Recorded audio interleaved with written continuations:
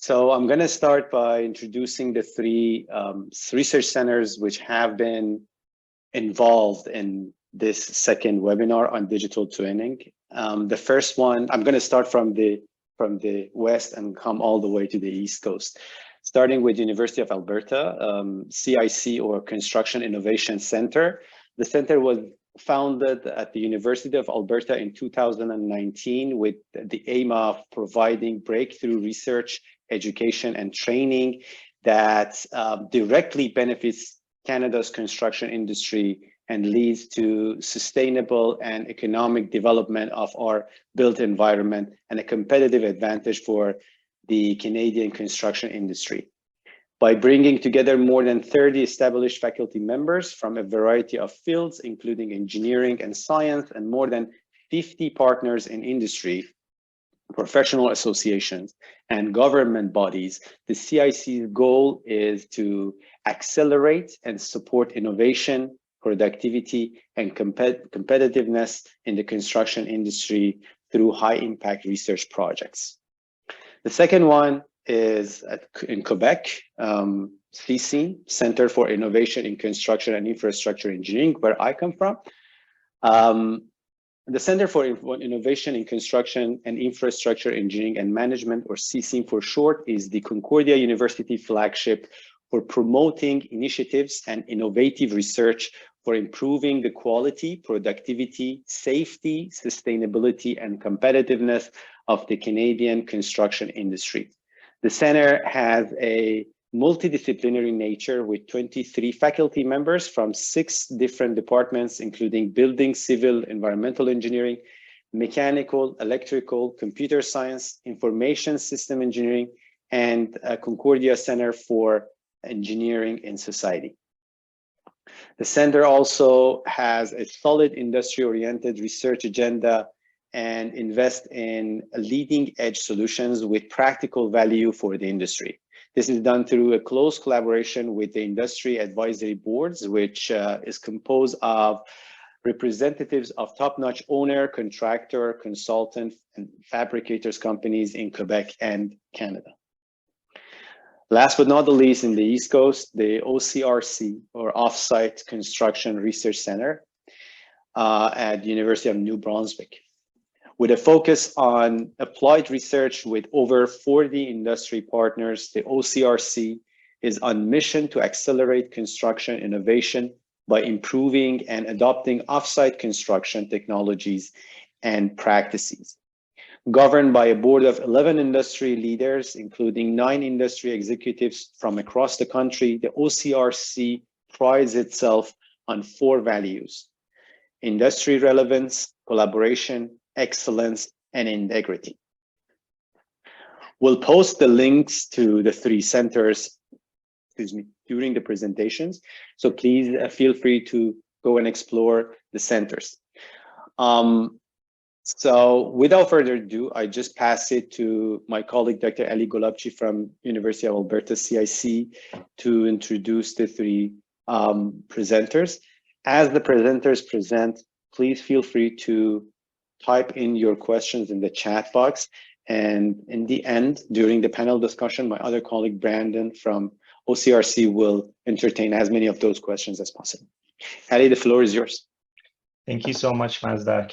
It's my pleasure to introduce our great speakers for today's session. I'll introduce each speaker before they talk, and we'll move to the next. So our first speaker today is Mark Sicci. Mark collaboratively leads HOK Architects Global Technology Team through its many offices using a strategic systems approach. His solutions cross disciplinary boundaries and go beyond design theory and consider the pragmatic aspects of the design process. Mark has almost 20 years of professional experience in architecture, including design, engineering, and construction, and leverages technology to create highly functional spatial solutions that push the boundaries of form. He has worked on some of the most noted projects designed in North America in recent years, as well as significant work internationally. The title of his talk today is, Do We Really Need Digital Twins? A Case for Yes and No. Mark, great to have you today. Thanks, everyone. I'm just going to share my screen now, if that's all right. 1 second. Here we go. Oh, There's my PowerPoint. Okay. So it's nice to meet everyone. Normally, if I were doing this in person, I'd ask everybody where they're from. I'm seeing people are starting to spam the chat with location. If I could actually do that and ask, oh, sorry, here we go. Let me just move this off screen and ask everyone that's in the presentation today, if they could just in the chat enter where they're from, whether they're in academia and what sort of academia or the professional industries, or and also what discipline they're from. So structural engineering, architecture. I'd just like to know who I'm talking to when I'm doing these sorts of things. So I'm just gonna hopefully move the chat over here so that I can see what your answers are. And then hopefully on the fly, I'll be able to adapt the presentation. All right, without further ado, do we really need digital twins? Well, hopefully what we'll see today is I'm going to actually position my talk a little bit with kind of the conversations we're having with our clients right now, as well as then follow that with a case study of a project that I'm working on and managing the digital technologies for. So do we need twins? When I say yes and no, the reason I'm saying yes and no is because a lot of people actually still don't really understand the concept of what a twin is. And I'm sure on this panel, there may be, all three of us may not even be able to agree that are presenting today what constitutes a twin. When I'll tell you what I think it is. I think that a digital twin is the symbiosis of a physical element and a digital replica of that physical element that are interconnected, that feed and stream real-time data between the virtual and physical realms that help us to make better and informed decisions. And whether that's proactive, reactive, I'm not going to argue that. It's the connection between something that is constituted in reality and something that is virtual, and streaming that data in real time. So that's the catch for me. So do we need them? Well, what we're finding is when we're talking to clients, it's really not enough to just have the data for a project, a building, whether that comes from systems, whether that comes from the design aspect of elements analysis, performance analysis. What people need is reliability as well. So I put here a greater mean time between failure for anyone who doesn't know what MTBF is, commonly actually referred to in hard drives. When will something fail? So what we're finding is it's just not enough to have data. So we actually, the whole reason, the concept of a digital twin for us in our conversation with our clients is that the data has to have purpose. It has to be connected to something that people can use, excuse me here, sorry, to make a well-informed decision. I'm going to move this off the screen because you guys can probably see. Okay, there we go. Sorry, lots of popping up here. So I'll be honest, most of our clients, and these are some quotations from some of the collaborators and contractors, building service providers that we work with, some of these quotations, like less than 40% of large asset owners, managers have their act together when it comes to the allocation, utilization, tracking. So at a high level, very few people actually know how to approach and organize themselves in order to understand what they even need to begin with, what they want to monitor, where the value is for them. A lot of people are still trying to figure that out. And that's actually a direct quote I got from a building owner. Most employers are still struggling to support the staff with the right technology. So again, this comes back to kind of the first point. Nobody knows. And when we talk about staff, we mean building operators. So as well as the people who work there. So what are the people that go there and do things day to day need versus what are the people who actually maintain the building's operations and its future longevity and maintenance? What do they need? Most people haven't even started to actually quantify what those requirements are. And that's something that we find ourselves kind of in a position where we're almost doing business analysis sometimes when we come at this from even a design perspective and an engineering perspective. The occupancy numbers still, what we're finding through workplace surveys is that they're extremely low, so much so that we're still seeing numbers as low as 20% occupancy in office, and in some cases highest as 50. Now, in the last I would say 2-3 weeks, things have started to shift as we come into 2023, but there's still a massive desire for people to still do some sort of work with some sort of hybrid scenario. You know, last point, many people are struggling to comprehend where the value is for them. So when you see numbers like 40% of asset owners still don't understand where the value is or how to even objectively and analyze you know, how this could work for them or what the benefit is, they just don't know. They don't know where to start and how to run an analysis, right? So there's a lot of room for people who understand these technologies, understand the problem, understand various business cases to actually make a lot of progress in terms of what the right solution is. And the second point there is they don't even know where to invest. A lot of these companies and clients that we're talking to have the money, they've set it aside. They just have absolutely no idea how or where to invest it, who to even contact to move the bus forward. Now, typically, this is just an example of something, if, you know, like I were having a conversation with a client where we would go through as part of an analysis of their business and their requirements. And a lot of this stuff you can see, like digital twins is kind of at the peak of this pyramid, right? Data warehousing, machine learning. Well, all of those elements that kind of exist down below, this is kind of the way that we structure this, or that I think about this, is that usually the stuff on the bottom is stuff that's been around for a really long time. Like we've had fire suppression panels and systems that you could tap into for multiple decades now. Simplified systems overview management, you know, you could even like go back as like the 80s where you could be metering or they had systems connected to equipment.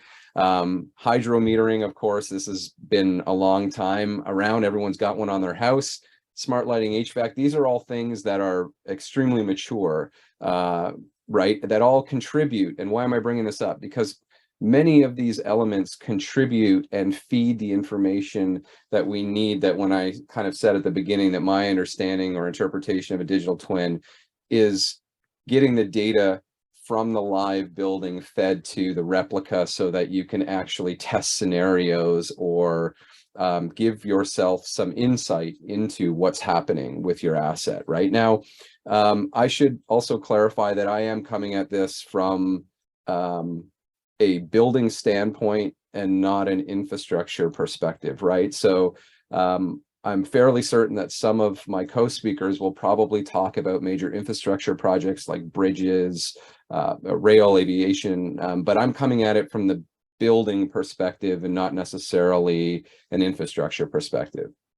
Now, we tend to kind of look at, you know, and adoption and global industry adoption for some of these technologies, and some of them, as you can see, like are new, extremely new, and still, you know, lack a significant amount of maturity. But that doesn't mean that there isn't significant value. It just means that it's a bit more of a challenge sometimes to integrate them into businesses that are a little slower to react. We tend to break things down when we talk to our clients to give them overview. Half the time it's actually about educating the owner and how to understand where they can find that value, right? So we actually have to systematically reverse engineer all of the elements that we would typically skip to and say, oh, you know, all those things you take for granted when you do X, this is what that involves. What aspect of that do you actually want insight into and control over to be able to streamline the experience for whomever has to interact with these elements. So this is just a table that I like to generate to create some definitions for people. Now, lastly, I'm just going to basically transition now to a project.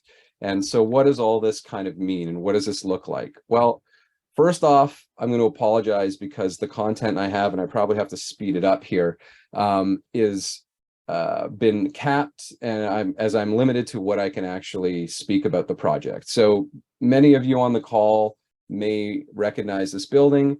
This is Center Block on Parliament Hill in Ottawa, Canada. I may be the only one representing Ontario on this call, oddly, which is very rare for me.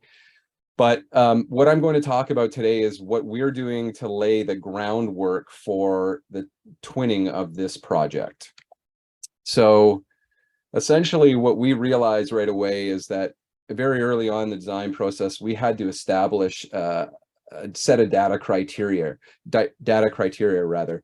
We had to understand what sorts of data we would have digitally to be able to basically, let's call it fund, quote unquote, the content for a twin. So what digital content would we have that, or would we require in order to feed what would eventually be a connection to real-time sensor data or some other analysis that the client would later specify in a requirement, because this was not, it was not specified for us up front that a twin would be part of the delivery.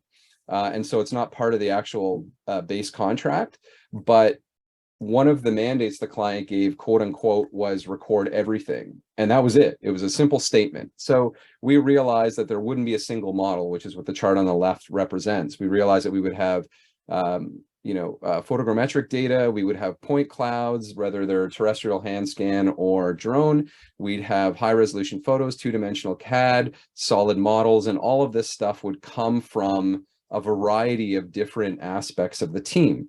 So we have many different representations of geometric and two-dimensional data coming from everywhere. And in some cases, we just have pure data, that is like strings and integers, right? So numbers and descriptions. So what we had to do was we had to systematically kind of break down what elements of the building we would have data points for, and what data points would we want as a sheer basis to define an asset. And some of these are movable, some of them are fixed, right? In the example you see here, it's a radiator, but we had to go through this exercise for pretty much everything, and then we had to identify where we would holistically host the data to be able to recall it. And you'll see the manner of delivery we kind of settled on a little bit later. Oh, sorry, my advancement. So at a large scale, we're constantly, and this is a really old photo because I'm not allowed to show you what the site looks like now, which is why there, if you've been there in recent memory, there's a huge amount of hoarding on the front, so you can't actually see what's happening. But right now, there's a giant hole in the ground right now where there's a bunch of construction equipment here. And we're doing these on a weekly basis. The CM's responsible for that. We capture these LiDAR scans and then we bring them in to harmonize them with our digital model so that we have an accurate history and timeline of the construction over the life cycle of the project, which has publicly been indicated as 10 years. So part of our mandate is to record and provide a timeline. Oh, my bad. To provide a timeline of construction as it has progressed and provide many different types of data as that occurs. At the same time, the terrestrial scanning data that's happening on the inside of the building is actually being fed live to our project teams, so that when we're building the BIM model, we're able to kind of align our design intent and surfaces and intervention with the actual building itself as it's currently structured. And we have these scans and we're performing these as we progress over 10 years from the state of before any intervention. So that's prior to demolition, as the surface materials are deconstructed, as they are then services are re-implemented into the building, and finishes are reconstituted within. So as you can imagine, the rooms distribution is not staying the same. As we progress through this process, we're actually changing the room layout. So some of the data, and the reason that we have this is we're collecting multiple different forms of data. We're collecting LiDAR scans, like I mentioned. We're doing hand scanning, as you'll see. I have some images of. We have some really high resolution photogrammetric meshes. And what we do is we're recording different states of data, geometric data, intentionally to be able to overlay so that we can create a harmonized, constituted representation of all these elements, and we don't miss any corners. So that the meshes are extremely detailed, but only required and represented in one scenario, whereas the LiDAR scans are good for another. And so that's why we're doing this. And I know this is veering a little bit away from a digital twin, but there's method to this madness. So as I mentioned before, we directly integrate that so that we make sure that any sort of intervention and studies that we do reference these very highly accurate point cloud scans. At the same time, we're actually taking elements of the building off of the exterior, some of the more sensitive and delicate elements. And this is both for reasons of rehabilitation. So some of these will be blasted, cleaned, and then reinstalled, right? Some of the stone, some of these are completely destroyed and need to be completely remade and reinstalled. And then some of it is, the majority of it, last requirement is just to have a record of this at a very detailed level. You can see essentially, you know, a guy on site going with the hand scanner at the same time that they're doing the high resolution photos. This is, I think this camera we have is only about 30 megapixel, but at the same time we're doing this, we do the scan and then we overlay the photogrammetric data on top to get the texture and surface material. So it's really important that we have accurate lighting and do a really good job, which is really difficult on the interior with some of the elements that are fixed, obviously. So we're actually going through this process and ensuring that as we capture the data, we're mapping the data to the right objects. So we have, this is just a workflow that we've got set up where it just shows you what sort of platforms and procedural workflows we're using in order to apply the data, where it resides, when it gets represented. This is a little bit old actually, because we've since modified the Heritage Asset Viewer. We've completely refactored the application that we built. And then we're not using Enscape anymore. We've actually torched that altogether, and we've just focused on Unreal Engine, which you'll find later on is a central component to establishing the twin. So these are a couple more workflows that just illustrate what we're doing with photogrammetry data capture, the point cloud data capture, and the high-level ortho photos, which is an element I have not mentioned. But this is just how we align and associate all the elements so that we know where the data is, and then we pull in the additional data, which is heritage assessment reports and things of that nature. So here are some of the use cases. When we look at kind of what defines building information modeling, which I alluded to as the virtual equivalent of the physically connected half of the digital twin, we think of this in kind of, right now we establish or define it as 4 different aspects on the project. One is the geometric coordination model. So this contains like all of our geometry design intent that is established geometrically. Then we have the construction model, which talks about their things derived from construction. So scheduling, timelines, resource quantities, just-in-time sort of manufacturing, off-site, on-site. And then we talk about the physical asset data. So this is the reality capture. And then we have our fundamental databases, spreadsheets, and instructions, which we comb with ML and AI to ensure that we're extracting the concepts and we're able to tease them out and search through some of the platforms we've developed. And then on the left, you just see kind of the concept of how we've broken up some of these data resources. So we have you know, new assets that are going back into the building that have never been in there. Those are kind of accounted for in one database. Then we have the geometric data and the properties that are aligned with that in another database. We have our transactional database, which essentially is a cache resource that is read-only for any other reporting or interaction analysis. And then we have our initial heritage assessment database, which was people who physically went on site, analyzed the information, wrote a report, and gave the statistics and geometric identity and data associated with an asset into a separate database. So these were pretty much, if you look at this, the icons represent, of course, software applications. We're using pretty much everything. Now, what's critical is that, you know, part of this scenario, as I mentioned, Unreal Engine is that the asset data that we connect, it means nothing if we can't actually associate it with an element. So we go through great leaps and bounds to ensure that our entire process that you saw, one of those workflow chart processes we established, always is harmonized for everything, all the data that is captured, so that when something is scanned, any sort of string or you know, other asset data is associated with that object. Any geometric representation of that may not be reality capture is also tied to it through an asset box and given a number. So basically, you know, this just shows some different streams of how we get from different forms of input. We use FME as an automator to connect that data. And then we established and built a backend for Unreal Engine, which basically allows an individual to come up and see that data. We're using other platforms in browser to be able to track assets, right? So that we know will they'll be post-construction, pre-construction. So you can do an asset search through breadcrumbs and tags and whatnot, and see the LiDAR scans and the photogrammetric meshes in a web browser.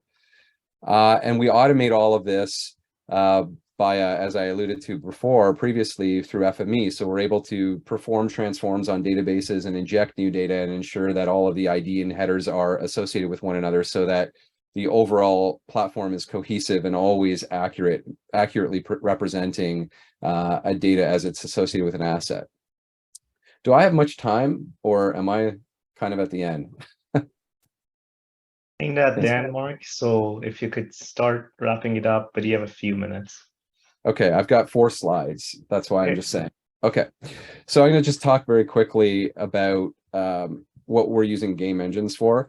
So our game engine platform that we've developed for this project is essentially where the twin will ultimately at some point reside. So it is a pipeline and container for all of the data we've captured, and you can see the visual fidelity of what we have here.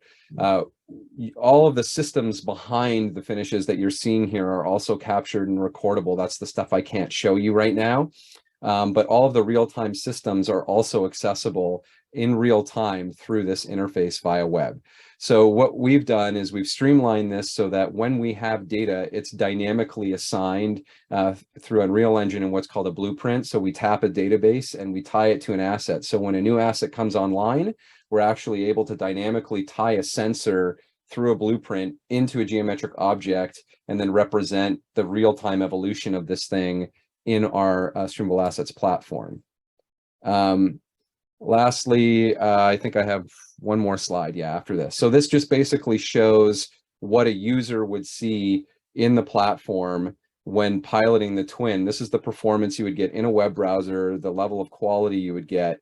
And I apologize again, none of this is showing the new design interventions that we've done and come up with to date, because I'm not allowed to show and share that.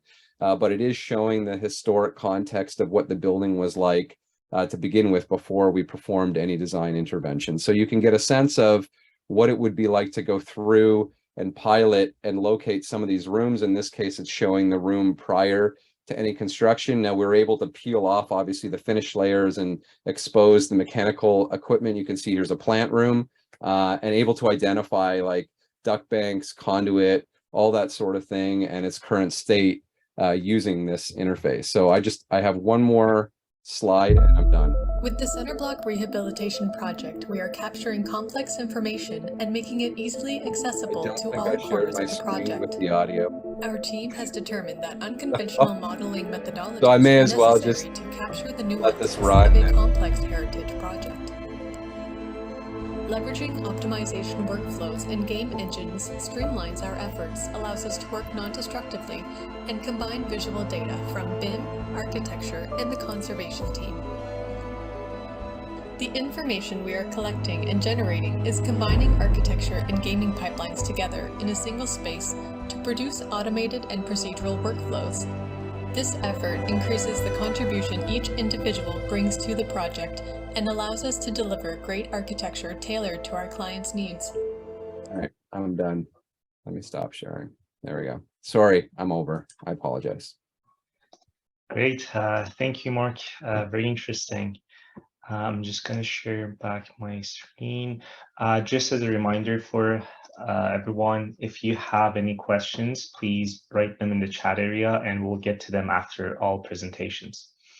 So next up, we have Dr. Bhargav Dave. Bhargav is the co-founder and CEO of Visilean, a Finnish startup focusing on solving complex production management problems in construction with lean methods.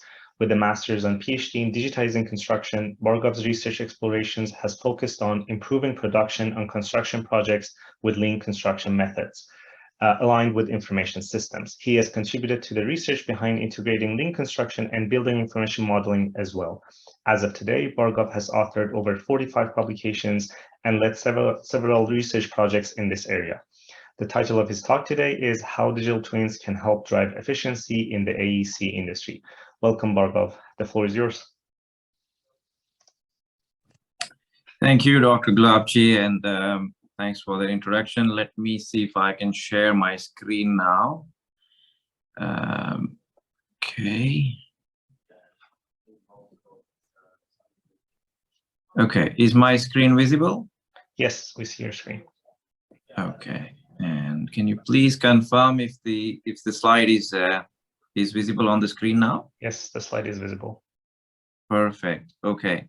Thank you very much. And actually, thanks, Mark, for that very insightful presentation of yours. In fact, because of that, I don't have to actually introduce some of the concepts. You've already done that. So I'm not going to go too much into detail of what digital twins are. And instead, I'm going to focus on how they can drive efficiency in the AEC sector. Kind of that's the topic. I do see some overlap in what Mark basically presented today. But I think it'll still be helpful, maybe reinforcing some of those ideas. So I'm not gonna go in this because you already have introduced me, Professor Dr. Gulabji, but just to kind of mention towards the in Aalto University towards kind of about 2017, 2018, these are the topics that I worked on, basically Internet of Things, Industry 4.0, and how do we actually combine the aspects of BIM and digitalization through this sort of life cycle. And so that's what I'm going to talk about. And my focus personally has been on production management in construction. And that's where some of my own research started from. But then it took me towards partly the later life cycle as well. And in general, the reasons why I was focusing on digitalization in construction was because of the problems that we face in construction. And I wanted to start today about that because Mark quite rightly in the beginning said that what is the point about all of this, especially kind of when you talk about digital twin, what are the problems that we go, trying to solve? In so many cases, when we actually were doing research, what we realized was that it was not very clear to whether it were, they were building owners, construction organizations, design organizations about what's what's the main driving force behind adoption of these technologies when it comes to IoT or analytics, big data, digital twins, and so on. And if we focus on production, if we focus on construction, where I came from, especially kind of site-based production, we have significant waste there. So over kind of half of the time, if you think about production activities, goes into non-value adding activities. And some of the reasons behind that is because we have decoupled the process and the product from each other. And when you think about digital twins, they, as Mark sort of mentioned, they rely on these sort of cyber physical systems. A digital twin is a virtual representation of your physical product. And you are embedding quite a lot of intelligence, quite a lot of logic and data within that. And through that, what you're doing is actually you have the opportunity to combine product and the process together. So I'm not going to go into the theory too much, but when you look at the problems in construction, superficially, they lead into kind of some of the symptoms, which are kind of late delivery, cost and time overruns, and quality issues. And when you think of operational issues, there are kind of many other issues kind of on top of that. When you go one level down, you look at kind of, productivity issues and communication problems. There are planning problems. Planning, by planning, I mean production planning and scheduling and things like that. There is value misalignment in the supply chain, which kind of causes quite a lot of silos and all of that. And when you go one level down, which is where some of the research that I did sort of was happening, and sort of also where I did my PhD with Professor Koskela that he was talking about, is that we don't really have proper supply chain integration. We don't have a theory that is driving production. That includes design, by the way, so not just construction, but like what is the theory behind how we are producing and so on. So what Professor Koskela, for those of you who know him, he basically founded the whole lean construction sort of movement, founder of the International Group for Lean Construction. And he gave us a theory of TFV, which basically means that we need to address all transformation, flow, and value aspects, meaning how are we transforming inputs into outputs? How are we actually contributing to the flows throughout the supply chain? And how are we delivering value, which is the most important bit, in order to kind of, efficiently drive the projects forward. And where this comes in, especially what's the connection, you may ask, between digital twin and that TFV theory. If you think about what Mark was showing earlier, what I'm going to show you, a lot of the aspects that digital twin, the BIM sort of technologies and sort of machine learning and those sort of things address, is addressing the very two core aspects in the TFV theory, which is the flow and the value. What's the value that we are delivering to the building owners? What is the value that we are delivering to the client, to the occupants, and so on, and how that value flows through the supply chain. And we need to kind of, when we address those things properly, we can actually deploy the digital twins properly. I just wanted to show this very old figure that Professor Matti Hannes from VTT has been presenting. And it's about like these islands of automation. And his arguments was, that kind of in the AEC industry, you have the architectural, as you can see in this figure, you have the engineering design, and you have the construction, and they're all sort of act as these islands. And the reason why I wanted to show this figure is that we still have some of this, after founding the company Vizilean, we were trying to solve some of these issues. But even when we actually go and hit the projects today on the ground, we still actually see quite a lot of these islands, they still exist. And again, the context within what we're trying to kind of talk about today, the digital twin and construction 4.0 and all of that, is that we have the capabilities now which reach far beyond what the current systems provide. And they, through digital twins, through some of these cyber physical systems, we have the possibilities to actually bridge, if not actually merge them, provide very efficient bridges to actually exchange information and bring them together. And so that's so I've already spoken about why do we have the islands, basically. But what other research that we did that basically provided some conceptual background into how we can bring digital twins together is that we were talking about these intelligent products. So if you think about digital twins, instead of actually external factors controlling the information through the digital twin, our idea was to embed that logic within the product itself. So in manufacturing, this has been tested as a concept and reasonably successfully. Our idea was that through the digital twin platform, through cyber physical systems, technologies such as BIM and IoT sensors and intelligent agents, can we actually embed the entire sort of production logic, including design, procurement, construction, commissioning, and later on the operations side, which Mark was showing in his presentation.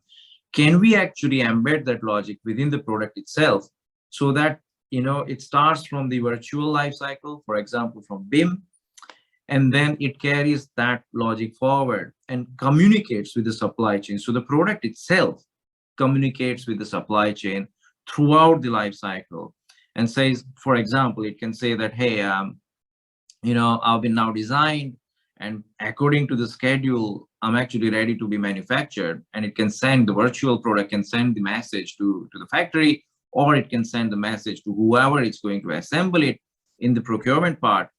And then part of the logistics can be that, okay, once it's manufactured, it can actually send a message saying, I'm ready to be shipped, for example. And once it's on the site, that's when it actually starts to become quite interesting. Even today, we have systems in place where it can send you a message saying, I'm now at the site at this location through basically sensor data. And some of that we were actually able to test. And of course, handover, commissioning, and operations and maintenance are some of the things I'm going to actually talk about in my presentation as well.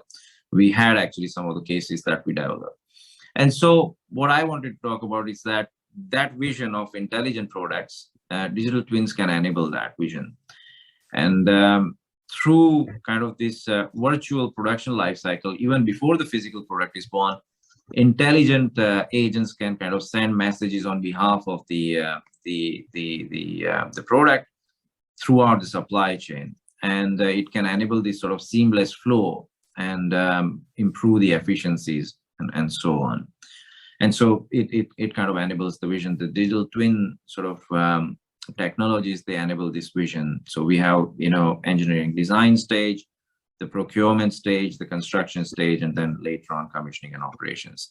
And if we are able to do this effectively, we can actually drive tremendous efficiencies down in this sort of way. Instead of just focusing on the theory aspect or kind of the conceptual aspect, I just wanted to take you straight into some of the cases that we've been able to build. So BIM, as we know, is one of the key sort of factors. Mark also showed in his case, also taking one step further and using gamification to actually take this data into the hands of the operatives and sort of supply chain.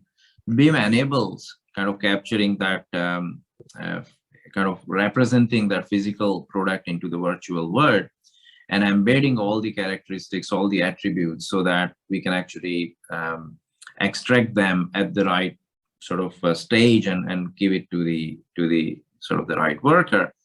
So BIM provides that sort of very rich visual platform as well, and kind of helps people interact with that information.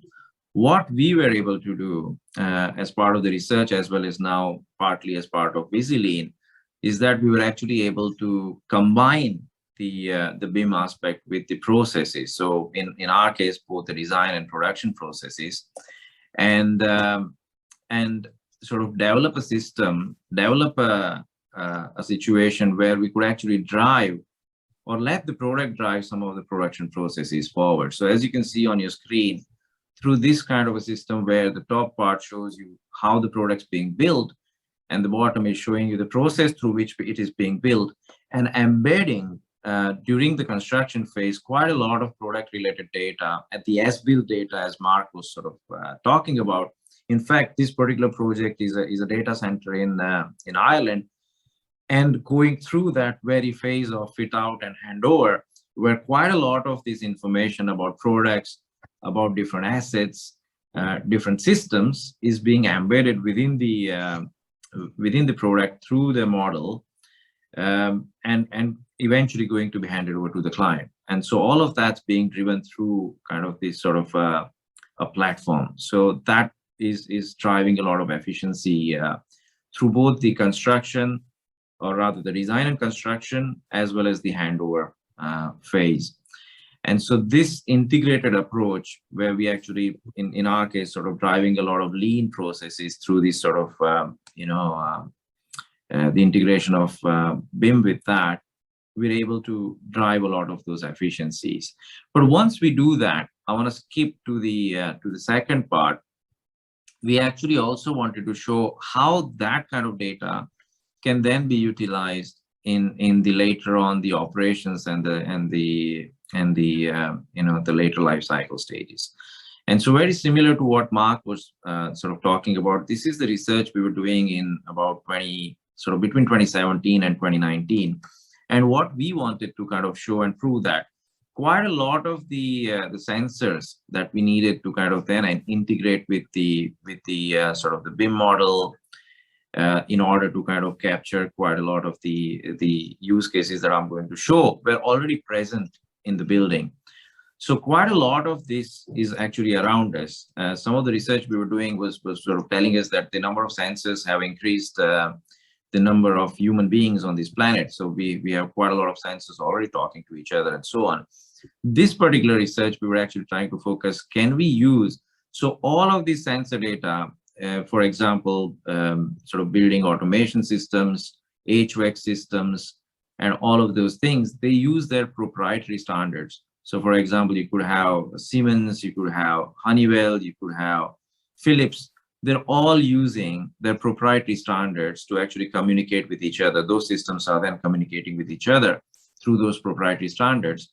That may make life difficult or quite difficult for a building owner, because then they need to have so many multiple different systems to interact with those sort of the data in order to control that building. And so what we wanted to kind of show is that once you have collected the data, and once you actually use or kind of integrate with the sensors, we actually developed open protocols and middle layer through which they can,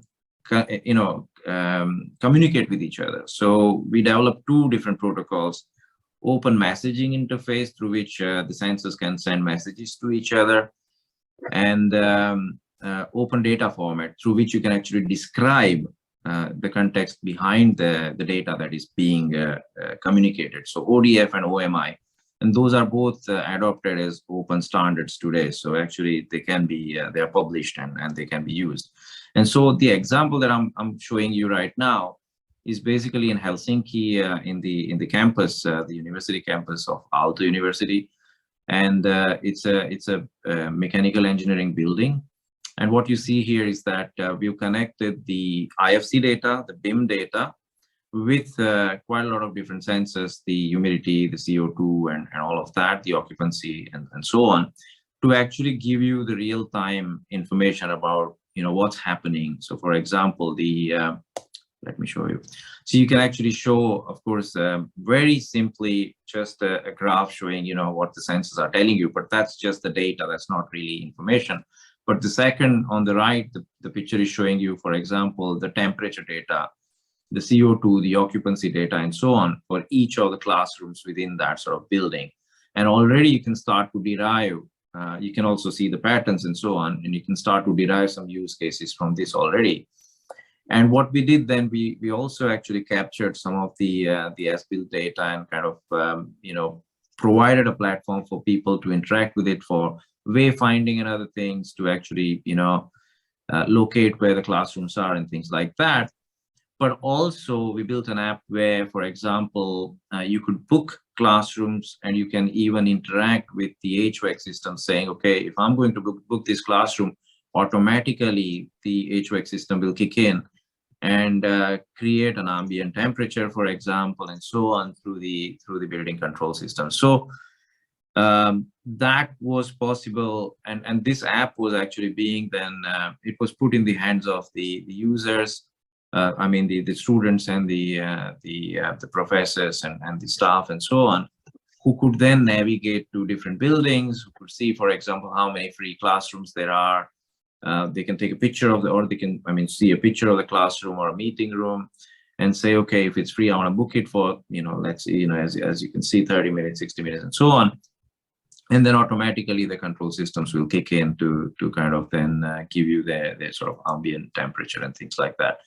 And so again, through these sort of use cases, you can see, that such technologies can actually be very useful to actually drive efficiencies, throughout the entire life cycle, not just, for example, just the operation side, but also maybe construction, the handover, and then later on the operations as well. And I just want to kind of stop with this slide saying that, as Mark also kind of highlighted, it's not just the technology, because the technology is already here and has been here for a while. It's about how we align it. What are the goals? And people generally sort of take you towards the goals of what you want to achieve from these technologies like digital twins and machine learning and so on. What are the use cases? What are the business cases? What are we trying to build here? What are the problems that we're trying to solve? And ultimately then, what are the processes through which we can actually solve these problems, which is the most important bit. So I just want to kind of stop with that, and thank you very much for your time and attention. So hopefully I'm within my time, and happy to take questions later on. Great, thank you so much. Thank you, Dr. Dave. That was great. Okay, our next speaker is Dr. Kamyab Zandi. Kamyab is the founding director of TimesX, a construction technology company developing structural digital twins of infrastructure for enhancing the management of the built environment under extreme climate events. He is the author of over 100 scientific articles and is widely recognized for his expertise in structural engineering and analysis. He is a senior associate with the structural group at 30 Forensic Engineering. He's also an affiliate member of the Structures and Composites Lab at Stanford University and the principal investigator of the research area Digital Twin of Civil Infrastructures. The title of his talk today is Structural Digital Twin for Bridge Infrastructure. Kate, great to have you today. Please go ahead. Thank you very much, Ali, for the very kind introduction. Let me just go ahead and share my presentation. Excellent. Fantastic. Thank you very much for the kind invitation and for organizing this very interesting seminar. I really enjoyed listening to both presentations.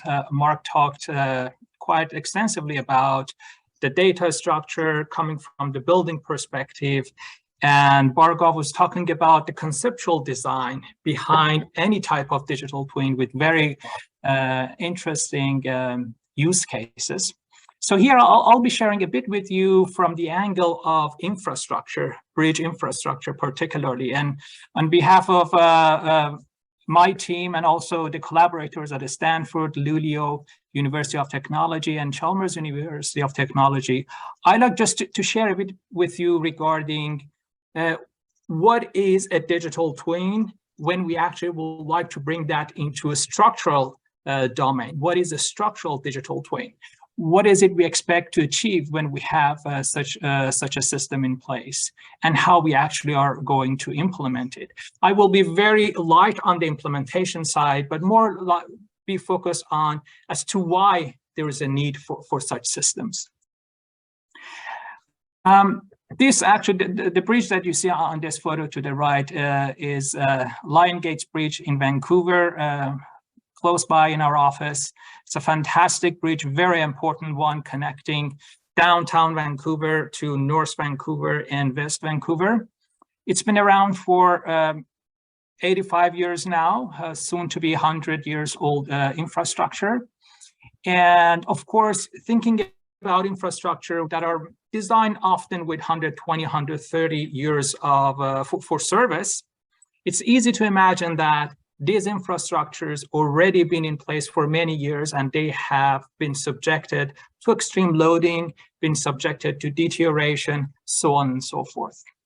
That's one important aspect that needs to be taken into account. The other one is that, of course, there is an increased demand in terms of the traffic. An example actually is in Sweden. In Sweden, actually, the road transportation for truck loads for many years has been set to 60 tons, but now the timber industry, for good reasons actually, is trying to increase that weight of a truck on roads to be as high as 64 tons. That would be much more sustainable when we talk about transportation, of course. But then the question is, these bridge infrastructures, can they really be subjected to increased traffic, increased load? And on top of all these, then we deal with the extreme climate events, right? All the time we hear that the extreme climate events are happening more often. And when they happen, actually, they happen with higher intensity. So the question is, for the operator of these infrastructures, is it safe to operate them during the episode of extreme event? If there needs to be some measures in place, what type of measures, what type of scenarios they have to look into? And when the extreme event is over, what are the measures they should put in place to bring the infrastructure back to normal service? And an example of an extreme event, actually, I can give you an example from Vancouver. In November 2021, about 1.5 years ago, there was an extreme raining, which led to extreme floods situation in Vancouver. So many infrastructures around the city of Vancouver actually were subjected to extreme loading and extreme flooding situation. But the thing is that a few days before that happens, I can say that around 7 days before, we get to hear that yes, there is going to be extreme climate event. And maybe 24 hours, 48 hours before the actual extreme event takes place, the information becomes really refined. We know that what type of wind we are talking about, which direction, which speed, so on and so forth. So we have quite a bit of information before we get to the extreme event itself. But then what can we do with that? How can we leverage that data to manage our infrastructure better? So that's actually the scenario that we are working on. A short window of time, maybe a matter of a few days, where we have some data about an incoming extreme event, and we would like just to compute the response of an infrastructure which will be subjected to this event. So that's where the use of a structural digital twin becomes a bit more tangible. Just like what we heard earlier today, a digital twin is a living structural simulation in which data and model, they're supposed to be fully integrated. The more data you collect from your infrastructure, the more accurate predictions you can make based on the model you have. But of course, those of you who are very much into structural engineering and maybe mechanics, you would ask, well, we've been doing this for many decades now. Advanced finite element analysis was exactly developed for these type of simulations. There's a slight difference here, though. With finite element analysis, often we think about inputs, we think about the physical model or the model that resembles the physics of the infrastructure, and we think about the outcome. So you can refine your input, and then you have to go through a solution, and then you see the output. Whereas in structural digital twin, we actually look into data and model hand in hand, integrated in one platform. Of course, it's the same as a closed loop fiber physical system. But what I mean here is that finite element approach is just a bunch of differential equation, nonlinear differential equation. But with the structural digital twin method, we actually try to solve every single of these differential equations, fulfilling the data we collect from the infrastructure, all in real time. So that's a major difference. That's where we say that it's a data-driven approach, but it's actually a physics-informed method. Just to give you an example, a hypothetical example, imagine that you have a physical twin on the left, and you have the decision makers that would like to operate an infrastructure in a sustainable way during normal conditions, and they would like to make sure that they have enough resilience in their infrastructure when there's an episode of extreme event. But in between, we talk about a lot of data collection and data analysis and predictions. So starting from the data pillar itself, you can think about terrestrial systems, you can think about fiber optics, you can think about accelerometer data, you can think about drone and imaging. But then it takes a bit before you can actually move forward. You have to take the data and actually generate information from that. As an example, you have your very aerial vehicle, you collect images. Those images with naked eyes, maybe you can detect there's a crack, but we need to automate that transition. So in an automated way, we would like to capture where the cracks are on this infrastructure. So that's more of a local information from a reinforced concrete bridge on top. And then on the bottom, there's an example of collecting data that gives you understanding of the global response of your infrastructure. We talk about accelerometer and dynamics, which is involved in your infrastructure. So that's the pillar about information. But then you need to actually go down deeper and generate knowledge before the infrastructure owner can actually make any decision that hopefully be a wise decision. And that is where we actually are very much focused. And that's really the focus of a structural digital twin. We say that when you collect important information like cracks from your infrastructure, you need to have a method that the effect of crack can be incorporated into your analysis. And at the same time, you have many other type of data. You would like to solve your differential equations in a way that all those data are incorporated already while solving for solutions. And that's the core engine that we are developing at Time6 when it comes to physics-informed neural network in solid mechanics. So I'd like to share with you a few examples here, maybe one lab scale example, one full scale example of this implementation. But before getting there, I just would like to mention that all of this that I talked about can be boiled down into three main category of topics. So there's data collection topic or platform, where you think about all varieties of method that you collect data. The second one is the detection or the data analytics. Here we call it damage detection. You would like to detect different features related to potential damage in your infrastructure. And when you have that in place, you would like then to move forward and do performance prediction, where all the data is leveraged to give you hopefully a reasonable prediction of the response of your infrastructure. And around each of these topics, there is a scientific community that is very much dedicated to do the best they can, but it's the seamless integration between these that is missing. And that's something that the industry is actually moving forward with. So in collaboration with Stanford and with Chalmers University and also with Luleå University, we have been doing quite a bit in terms of research on each of these topics. But now we try to do a bit of integration to demonstrate what we can achieve if the integration is done in a good way.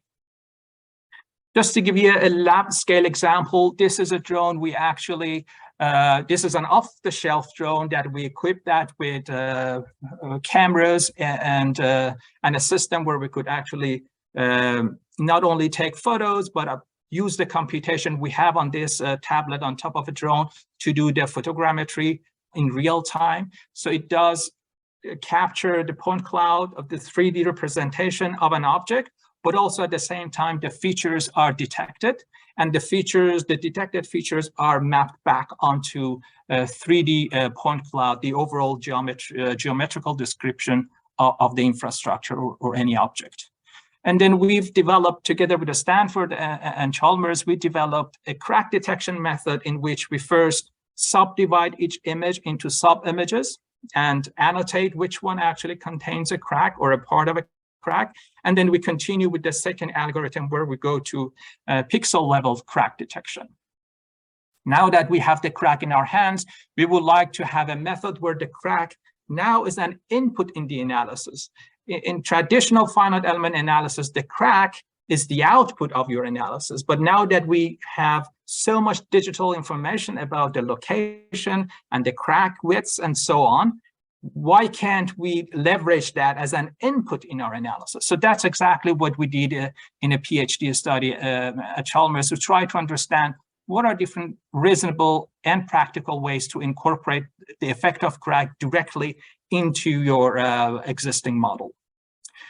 So this one, just to show you, this is actually Department of Aerospace Engineering at Stanford, just the yard behind that building, with a concrete beam on two stands, with our drone, trying just to demonstrate that, at least in an open environment, meaning that we have natural light, we can capture different features on this concrete beam.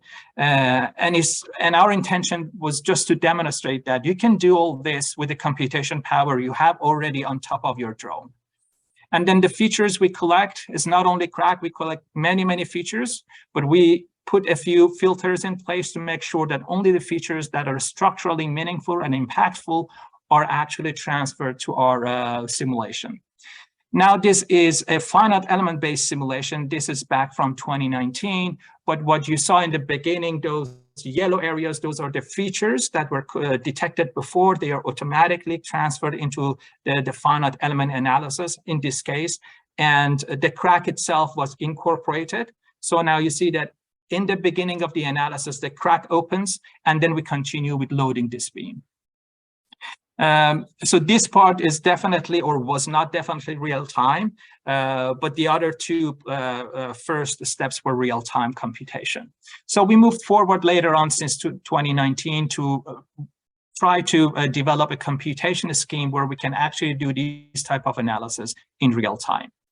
I give you another example, a real scale example of a bridge here in Sweden, actually.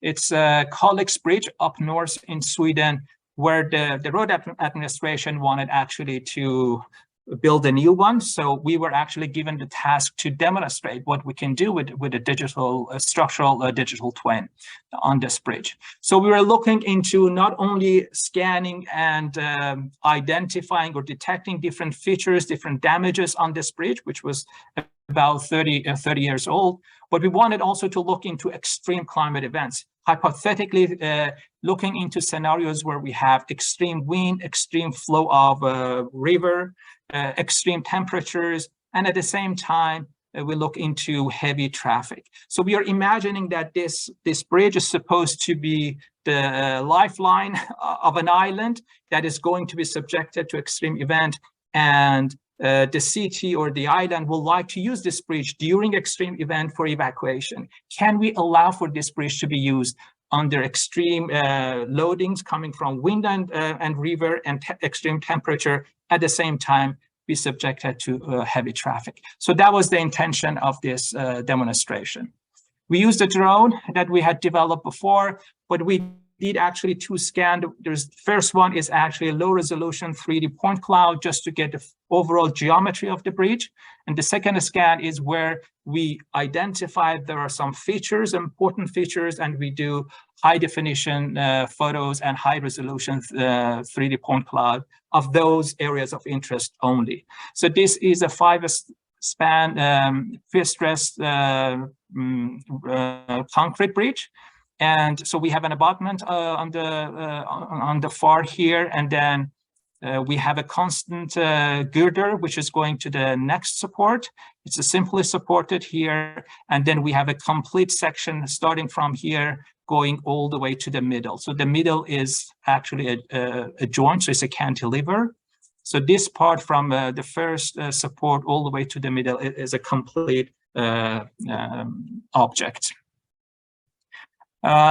Just moving forward, so this is just to show that this is a 3D point cloud of the model we developed, which is, again, overall, it is a low resolution, but for certain areas of interest, we have high resolution photos and point cloud that are mapped over the low resolution ones.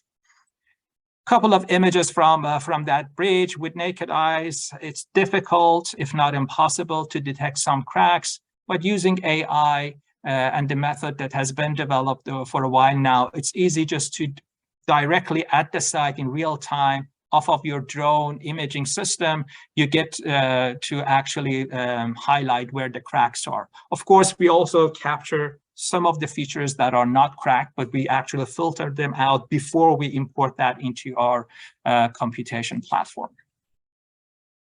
Just to give you an idea of those cracks that we saw in the earlier slide, those actually are located at the top of the first pillar here in a very important region. That's where, so this is a pre-stressed system. On top, you have a lot of compression.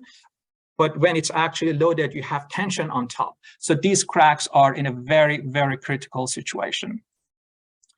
We looked into relevant climate, extreme climate scenarios. You can't just assume that you have extreme wind and extreme river flow and extreme temperature. You can't just superimpose this effect. You have to work with realistic extreme events. So we work actually with Professor Nick, who help us to understand what scenarios are probable for this region only for this study.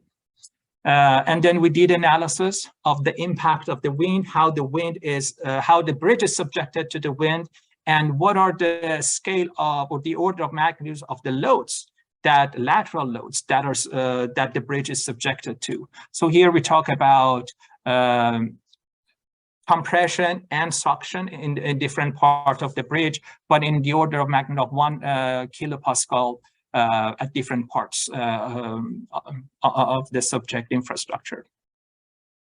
We also look into extreme river flow, trying to understand what is the order of magnitude of the loads. If we look at one of the pillars, how much impact are we looking to have for this infrastructure? But often in extreme events, you don't take into account, but in reality, you have a lot of floating objects in your river that could be washed off and hit the pillar of your infrastructure. Not only cars, but you could have timber logs and other objects in the river to actually be washed off and hit the pillar. Then we looked into 64-ton truck, 4 of them, that we knew that the bridge should be able to carry that much load, 4 trucks, each 60 tons, but we didn't know that what would be the impact of the cracks, the pre-existing cracks that we had detected earlier on. So not only we had a chance to do the proof loading, so the bridge to the right is actually the one that was the subject of the study, with 4 trucks, each loaded, the total load of each was 64 tons. We did quite a few tests in terms of static loading and dynamic loading. And our colleagues at Luleå University of Technology, they put a lot of instruments on this bridge, fiber optics to understand the shear strain on the internal wall inside the girder, the bending moment, through the strain measurements on the reinforcement, accelerometers, and deflectometers. And then at the same time, we had our model ready to go to be able to extract data in almost real-time manner based on the new computation scheme that we have developed. So this is just one analysis that you're looking at. So this is the location of the 2 cracks that we have incorporated. And of course, the way we incorporate the cracks is that they are not incorporated as a discontinuity. They are incorporated as material weakness. So after the first steps of loading, you see that the cracks actually develop. You have higher strain values or strain localization, and then you continue with that analysis to get to the service level loads to actually be able to compute how much bearing capacity you have if you go all the way to ultimate state, or what is the level of deformation or strain values, for example, in the reinforcement when you're looking into service state. So this is a type of outcome and analysis we wish to actually provide to infrastructure owners and operators, trying to understand and deliver to them the pre-existing condition or pre-existing cracks and features on the infrastructure, but also deliver on extreme climate scenarios. So there is a open source computation or a simulation platform. There's one in US, one in Europe, one in Japan, that provide real-time predictions of climate events. And we have a plugin to the European Center for Data Science and Data Computation, where as soon as the predictions are showing that there is an extreme event coming in a few days, for example, our analysis, we set up the analysis and we actually start to go through a few scenario analysis. So this is a type of computation that we hope that in the future will come handy when the infrastructure owners and operators will look into a few questions. Am I going to let this bridge to be operational during extreme episode of extreme events? Am I going to close the bridge partially? During which hours I'm going to close this bridge, and so on and so forth. So by that, I just close this presentation, and back to you, Ali. Great. Thank you so much, Kay. This was great. So I'm gonna hand it over now to Brandon from the OCRC to facilitate the Q&A and the discussion. Thanks, Ali, and thanks everyone for your presentations. Can you hear me okay? Yep. Yep, okay, sounds good. Sorry, I have a bit of a unique setup today, so it's not ideal. Yeah, so I guess all 3 presentations were quite unique and different in their own way.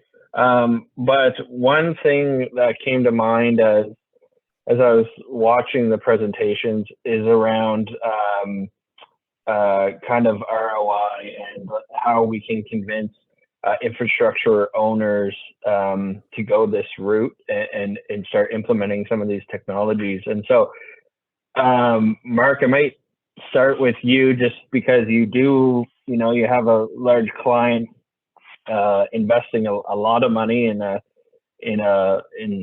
project that is high profile and using unique or new technologies and different processes. So I guess so you said the client came to you and said capture everything, and then that kind of led to, okay, we got to capture a digital twin or create a digital twin and what's the framework for this and all that. How are they capturing kind of ROI on this investment, or how do you think it could be captured? And then how would we convince owners that aren't driven to invest in innovation, maybe that this is the route they should be going in the future? Wow. Okay. Double loaded. So first one is the conversation. So it varies widely, by the way. The answer to the first part of the question is like, how do you convince people of the ROI? Because let's talk about the project that I shared, for example. In that case, it's a protect your capital investment, right? You want to make sure that all of the money you're investing, none of it goes to waste, or something has some sort of failure or lack of maintenance, or you miss something, and that's because you weren't actually recording or monitoring the thing appropriately, and so that's a cause for an issue. In other scenarios, it's much more difficult and complicated. We deal with a lot of people who don't necessarily own the master main building asset. They actually lease the space within an asset, and in some instances are not even allowed to tie into the BAS system because they can't actually partition and segmentize the data from other occupants. So because some of these systems are older, so they just have to basically do what they can internally to gather data and make the best decisions for essentially mobility and access and things like that. In other instances, they do own it, and so then the question becomes trying to understand and generate, where is the value? I don't go into a scenario, like me personally, I don't go into a scenario with the mindset that a twin needs to happen, right? Because a twin is one thing, but then there's a whole other layer of information that you can gain an insight just from occupancy patterns and usage that can do things like reduce the amount of money you spend every month on, well, something silly like hydro, which sounds strange, but when you think about the cost of that ballooning now in our country, it's absolute insanity, right? So these are real like operational cost savings in some instances, even if they just lease the space and don't even own the asset. So that's the first part of the question. What was the second part again? Sorry. Well, it's more about like, how do we convince owners who might not have as deep a pockets that this is a route that's going to go, that it will provide the value. And I'll go to Kay and Bhargav next with a kind of different slate on it. I'm just mindful of time. We only have 7 minutes left. So, no, I'll be quick. There may not be value, right? In some instances, you actually have to do the analysis to prove that there is value. Sometimes the answer is there isn't, and that's okay, right? But like the short answer is that you have to do an analysis with the client, whether it's like yourself or through like a third party, like a JCI or something like that, where you analyze the use case scenario and determine whether or not there is value. And then from that, you objectively can state how much. Sorry, go ahead. Yeah. No, go ahead. Bhargav, I was going to ask you, so for Visilean, one thing that kind of came to mind is, who are your typical clients? Because, I mean, you showed the example of a manufacturer. I think the product manufacturer would be using it, but it's going to benefit the whole supply chain. So who is Visilean, who is purchasing the Visilean kind of tool? And then how can you convince other owners or manufacturers or whoever that this is worth the value?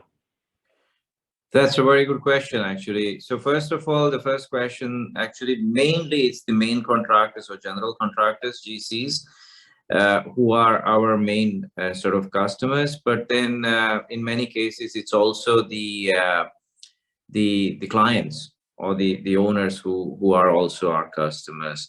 And so in order to kind of once they understand, like what Mark was alluding to, once they understand the business case, like what is the business case driving the adoption, it becomes much more easier to kind of convince people to adopt these things. The second example, like the example that I was showing you, was actually the campus owner, like Aalto University, you know, the owners themselves, the maintenance department, you know, they actually got involved.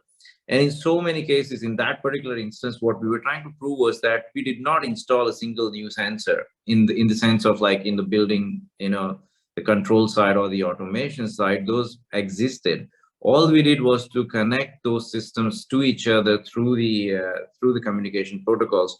So not in all cases that you need a huge investment in order to actually make some of these things happen. As long as you sort of laid down the basic building blocks in you know, in terms of first of all sort of capturing the information and also kind of having that sort of basic infrastructure in place, you can actually put these systems down. The only thing is to, you know, understand what's the business case driving this, and that sort of will tell you the ROI and the convincing power. So hope that answers the question. Yes, no, thank you. And Kay, so and for you, I mean, it seems, it seemed obvious to me it's infrastructure owners, DOTs, etc., who would be looking to do this. I guess, is there a threshold where, you know, I mean, the example you showed is a very prominent piece of infrastructure, very high value, but is there kind of a threshold where there wouldn't be value to do all this added analysis because of the cost to actually replace the infrastructure doesn't make it worth it, if that makes sense?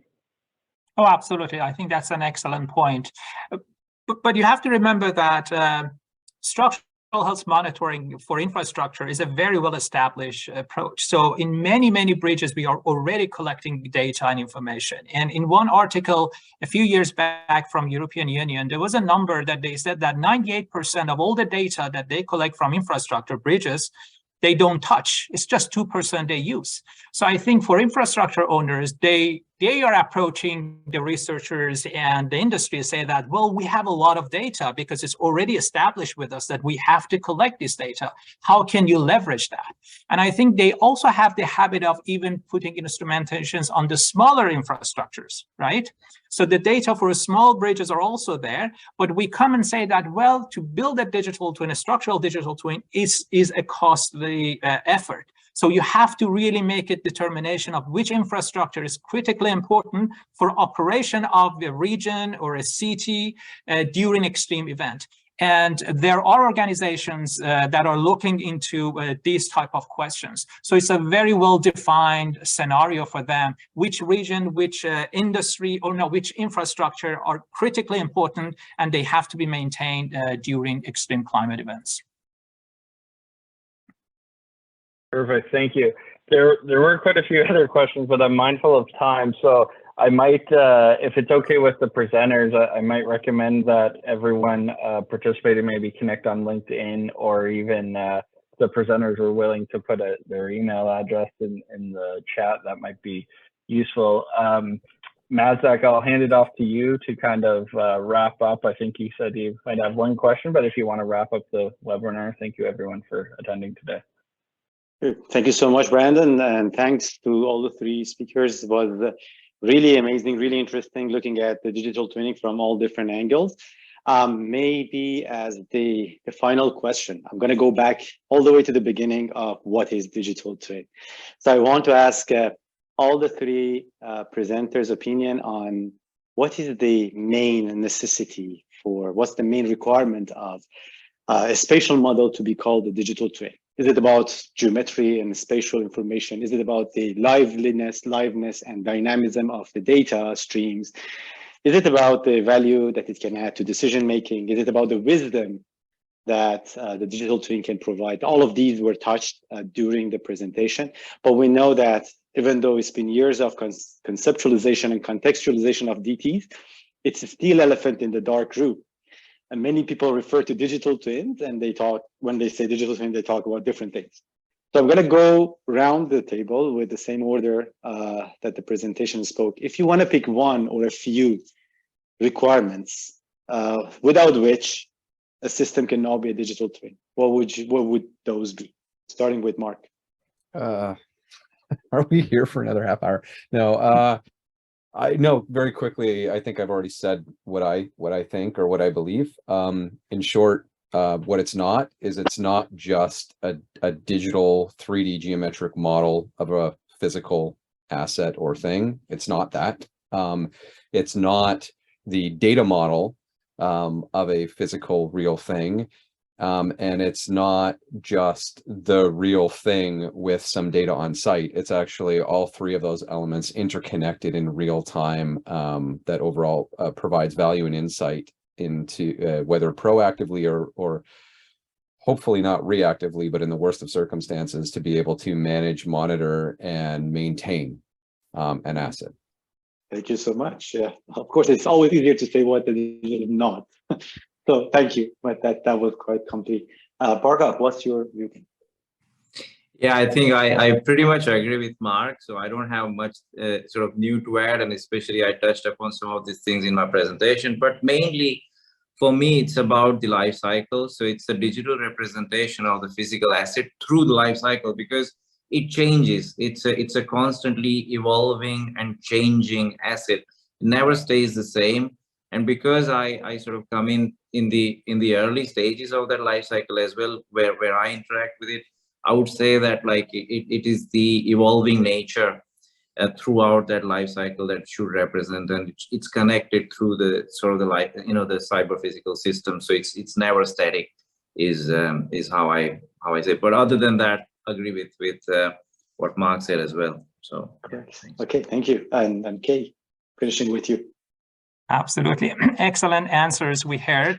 My top three components. Number one is that it has to be a closed loop cyber physical system in which, number two, data and model are fully integrated. And number three is that it has to be real time. Those are my three criteria. Okay, thank you so much, all the three presenters. I truly enjoyed every single one of the presentations, and I'm sure that the audience are with me on that. And thanks to the audience for their time. We're 2 minutes above, and I'm hopeful that I'm sure that it's worth it, the 2 minutes. Also, I want to thank my colleagues, Dr. Ali Golabchi and Brandon. We will have other presentations and webinars. They're basically, we have a lineup of other webinars and presentations, so please stay tuned for the upcoming events. I wish everybody a good time wherever you are. Thank you very much. Thank you. Thank you very much, everyone. Thanks for the invite. It's a pleasure. Pleasure was ours, Mark. Interesting.